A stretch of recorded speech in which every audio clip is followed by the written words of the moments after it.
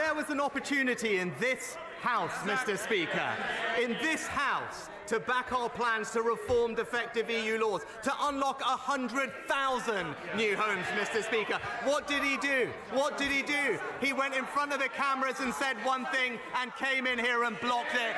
Typical shameless opportunism. Wow. Wow. I mean, that escalated. Quite. And this, when you come across in the face of a sort of emotive question with a shrill response that basically says, I'm going to completely ignore what you've said and then have a pop at you. Starmer's right. It is tone deaf. And that's one of the things that Tory MPs find difficult to swallow about Rishi Sunak. He's a terribly clever bloke, but he hasn't learned how to sound like a human being. 140,000 children homeless this Christmas, and he's utterly tone deaf. And the rise in homelessness shows how these Tory crises merge and grow and damage the country. Families like the Bradys in Wiltshire, both parents working full-time with 2 young children, forced out of their home of 15 years by a no-fault eviction, now living in their van. Or 11-year-old Liam Walker, homeless this Christmas. He wrote a letter to Santa saying, please can I have a forever home? I don't want any new toys. I just want all my old toys out of storage. I just want us to be happy again. Is there anything that could shame this government into putting the country first? Then it's surely this little boy. Mr. Speaker, if he really cared about building homes... No.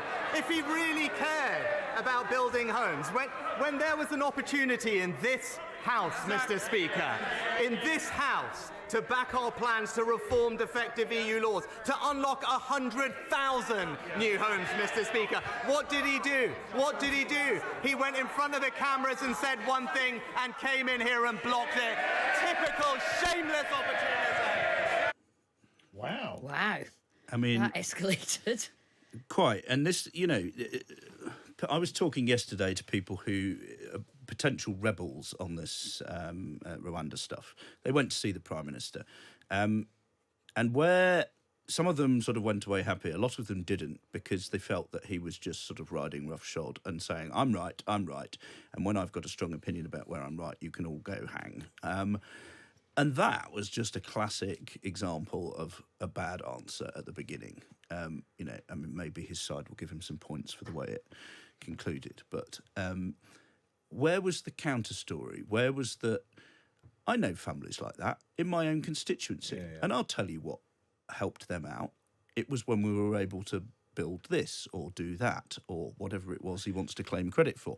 And you try and humanise your own side of the argument, and then you can hit him back with, and by the way, we did try to build some more homes and you didn't. But when you come across in the face of a sort of emotive question with a shrill response that basically says, I'm going to completely ignore what you've said and then have a pop at you, Starmer's right. It is tone deaf, and that's one of the things that Tory MPs find difficult to swallow about Rishi Sunak. He's a terribly clever bloke, but he hasn't learned how to sound like a human being.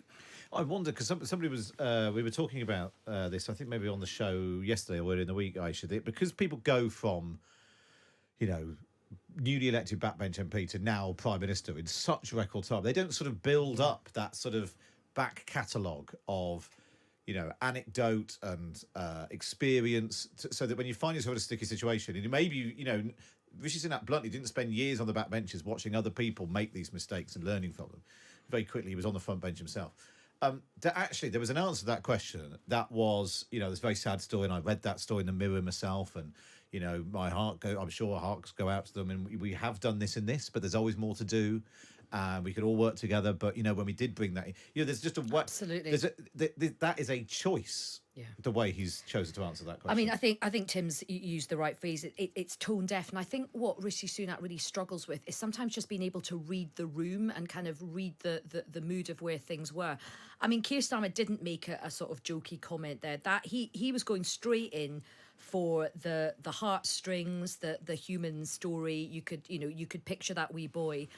And you're right, there's loads of places Sunak could have come back on. In fact, if I was Sunak and I was advising him, I'd say, look, what that boy needs and what his family needs more than anything is a really stable economy. We know we need to be able to, you could do what he doesn't need is sort of recklessness. Or you could do a whole thing like that. But to start yelling essentially about a measure which was allowing house builders to pump chemicals into rivers, it is such a sort of stretch. But to your point, Matt, I always remember, speaking to older like Labour backbenchers when prepping Ed for PMQs and speaking to lots of people in the Lords as well who'd been former MPs. And you're right. Many people on the front bench now don't have that apprenticeship on the backbenches, where they even spend time sort of sitting, looking at how the craft of the Commons works, how you ask the right questions, what are the different sort of cadences of questions, what are the different moods in the sort of chamber. And I think you forget Rishi Sunak's really inexperienced. His team is really inexperienced as well. His political secretary was a journalist for The Spectator like 5 minutes ago. He hasn't got a lot of kind of seasoned, gnarly people around him who could say, look, sometimes you got to take it down a bit. Sometimes it's generally when I've prepped people, and I've prepped prime ministers as well, Gordon Brown and Harriet when she was acting for Gordon. What you have to do is you often judge you match your response to the tone of the question. Yeah. So if someone comes hard at you, you go hard back at them. If someone comes in with a more human interest, you take it down a bit. Whereas he sort of not understood that. I remember there was once somebody asked Gordon Brown how much it cost to fill a car with petrol, and he started talking about barrels of oil. And that was a similar sort of detachment between, what was a very retail thing. People pointed out, well, he doesn't drive because he can't, because of his eyes.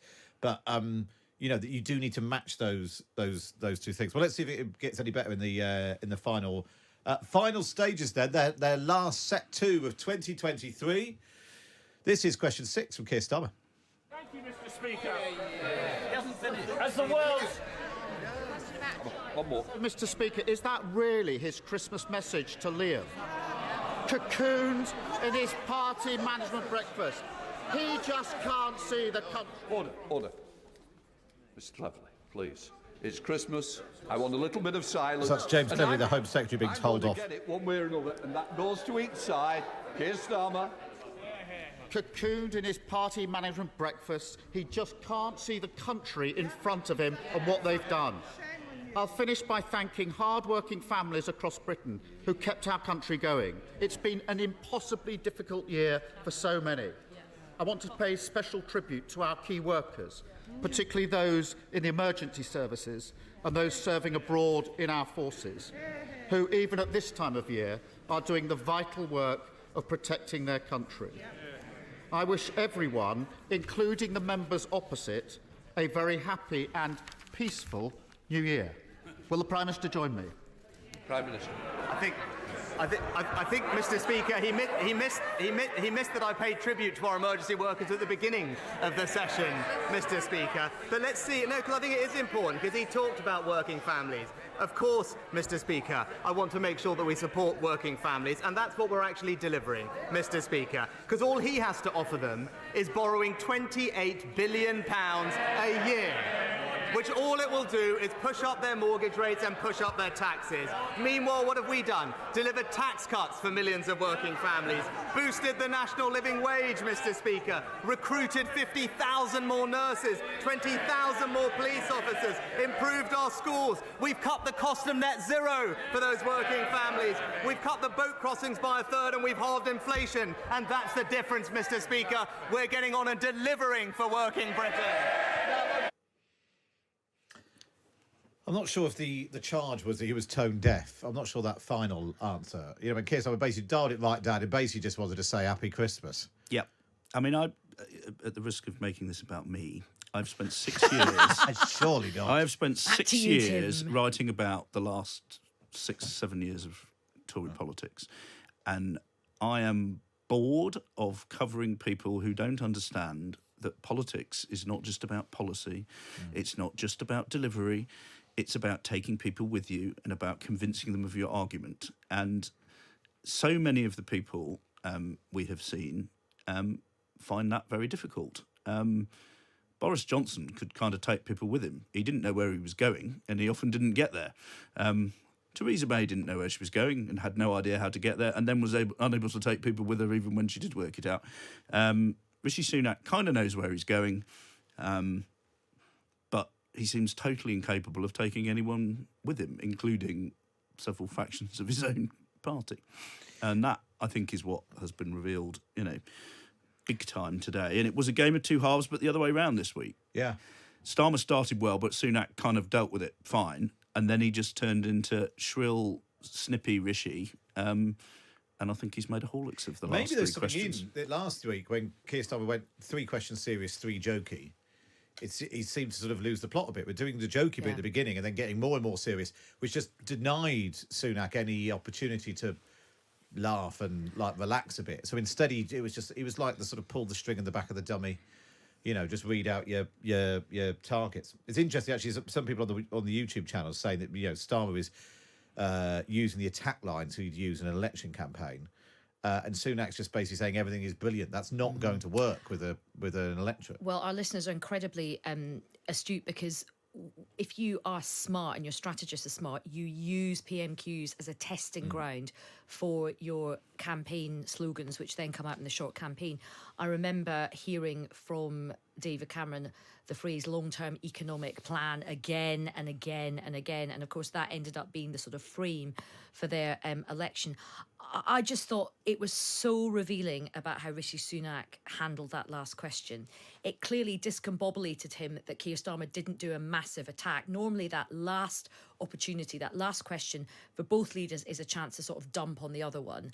And Keir Starmer decided to kind of go statesman and thank the country. And I thought even Rishi Sunak's I did pay tribute actually, right at the point of information. I think you'll find that. On a point of order, Mr. Speaker. I did actually. I did actually say thank you to the nurses. And I'm not doing it again. Exactly. I wouldn't dream of saying it again. And that sort of that pre-rehearsed dump, it also showed 2 things to me. A, he's not good at thinking on his feet, because he should at that point been able to sort of think, right, I'm actually going to rip this script up. I'm going to try and match the energy that I've just, he could have said something really statesman like, look, it has been a very, very difficult year for he could have made a self-deprecation, myself included. But, I thank him for his comments. I hope he and his family have a restful time. But I want people to know that over this Christmas, I'm going to be straining every sinew to come back. We've got to, do the right thing. He could have done a big do the right thing for the country. Yeah.